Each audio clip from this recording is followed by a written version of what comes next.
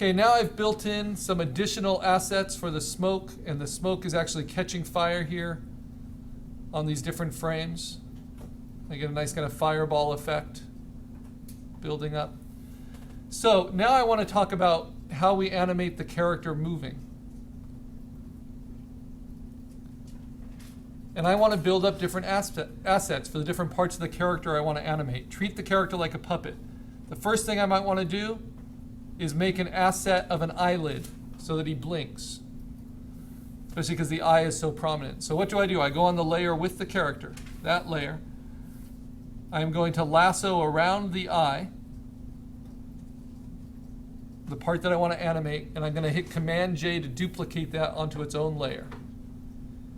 Okay, now I'm going to take another part of my creature that I can use as an eyelid. Maybe this part down here.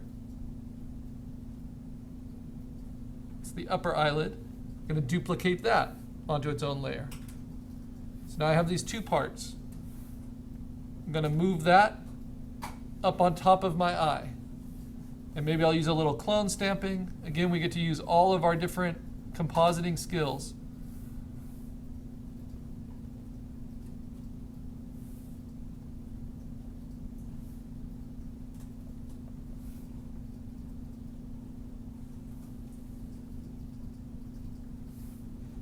I'm going to fill in the eyelid a little bit.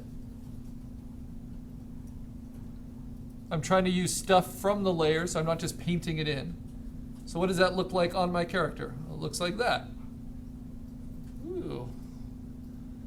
Okay, so that's one movement. Now the next. I want to make a duplicate of that eyelid, and I now want to transform it a little. So what should I do? Maybe distort it. And I'm going to stretch it even a little bit lower, like so. So now I have 3 steps. Now maybe I want to introduce a lower eyelid. So I'm going to duplicate the upper eyelid. Then I'm going to transform it and flip it around. And maybe warp it to fit along the lower edge of the eye, like so.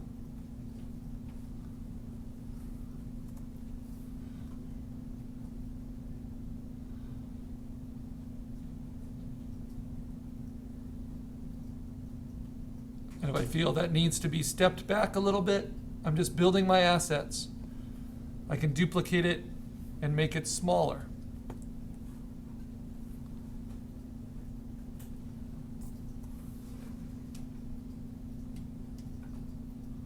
Okay, so these are the movements I've kind of built in for the eye.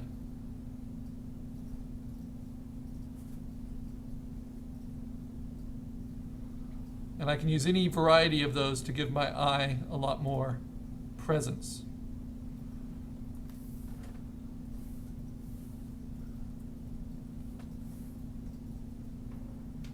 I can soften their edges so they blend in.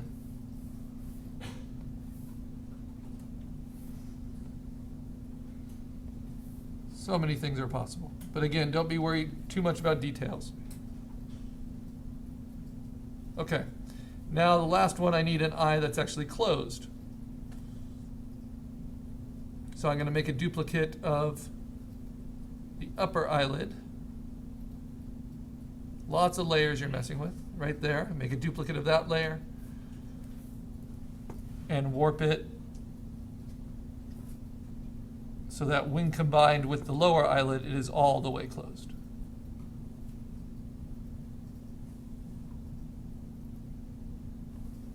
Sleepy, sleepy. I have to do one more step. Duplicate it, warp it.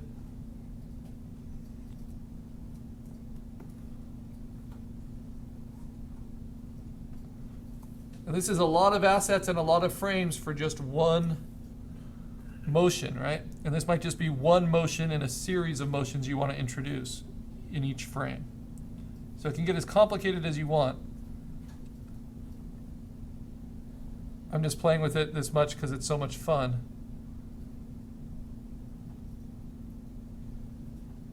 you do what fits your character and your idea. So that's closed. Okay.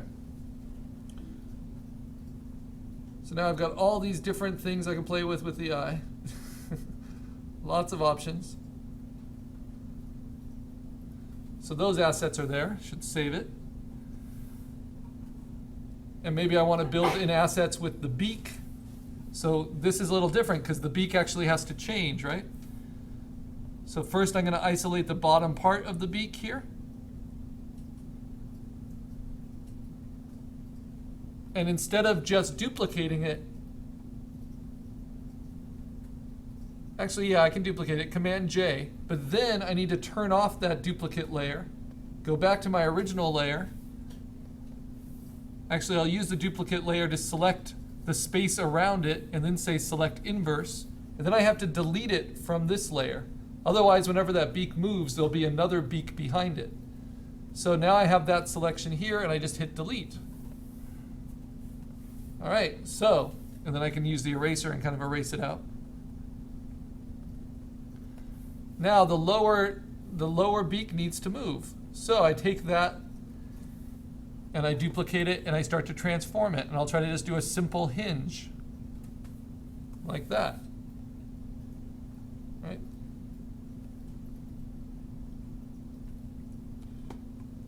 And you'll see my mistake. I erased too much of the beak because I need parts of it to still show at the jaw. So let's go before I cleared, and instead I'm just going to take away the part of the beak here that would show.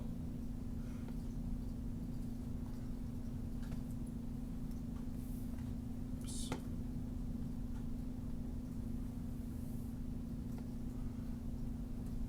So the hardest part about animation is just keeping everything straight and really thinking it through. So I have that as my base layer.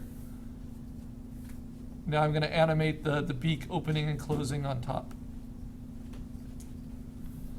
So that's one way you can move parts of your character, by isolating out these different features, duplicating them, and moving them in the different positions you think might be useful. You have to kind of preset all of your different movements. Build them into your model. So I can basically go from that to that, from that to that.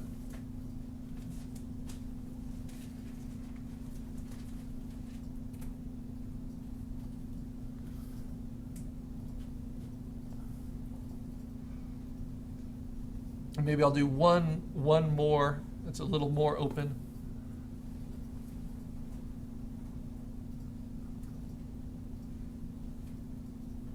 Just about there.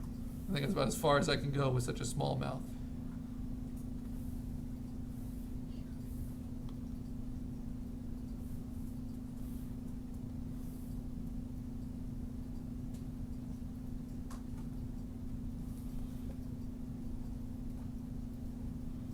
All right. So I've got eyes and I've got mouth. Now arms. Sometimes you might have to layer these things. And you can even put them into layer groups if you want, which is a little folder. And I can put all the eyes and mouth into one folder.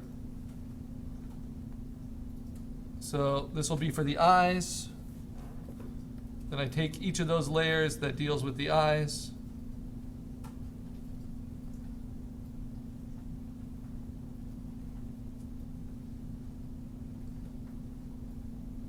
Starts there, so all these layers, select them all, move them into the eye folder. So they're all there, and I can program it different ways and then turn them all off and on just with that one folder layer icon.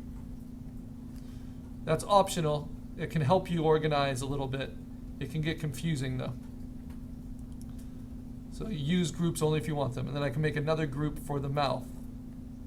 Not a new layer, new folder. Mouth. Select these three layers that make up the mouth, put them into the mouth.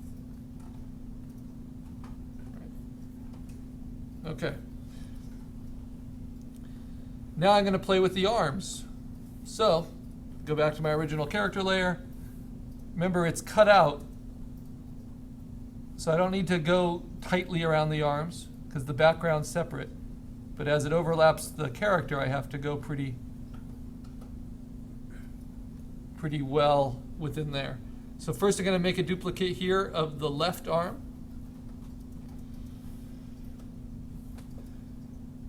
Then I'm going to make a duplicate of that, and I'm going to start moving that arm. So moving it down, duplicating it, moving it some more.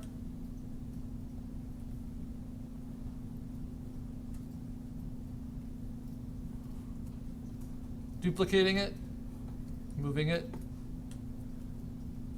some more. Okay, that's the frame by frame way that you can animate the arms. And you'll see that I need to erase the arm from the original creature.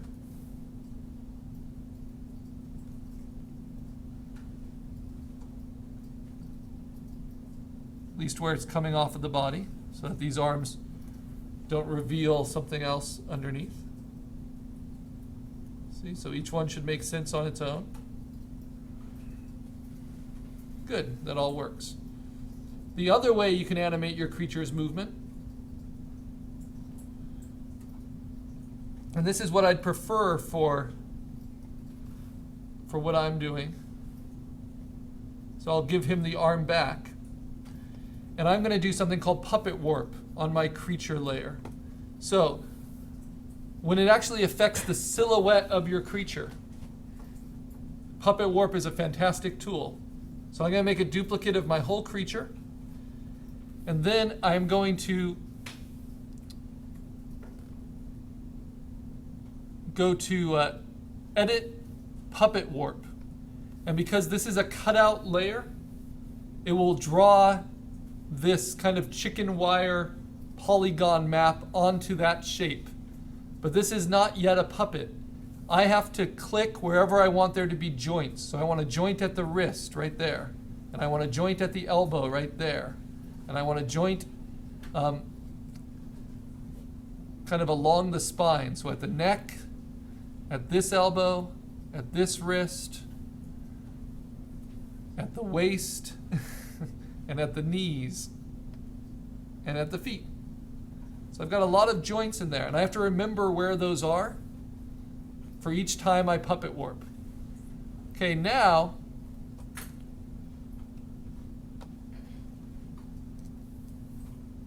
that I have the joints placed, all I have to do is click and move them for different layers. So if I want that hand to move, I just click there and it will turn on that joint. If I want this hand to move, I just click here and it will turn on that joint. Right? So what's the first movement I want? Maybe this arm goes up, this hand goes down a little bit. Okay, now I make a duplicate of that. I have to hit return, but then I'm going to make a duplicate of that, and I'm going to puppet warp again. Under Edit, Puppet Warp, I have to set my joints again. You'll get pretty fast at it, knowing which ones you actually need and which ones you don't. Whoops. And now I'm going to move them further. So this time I'll move this elbow down a little bit, like so.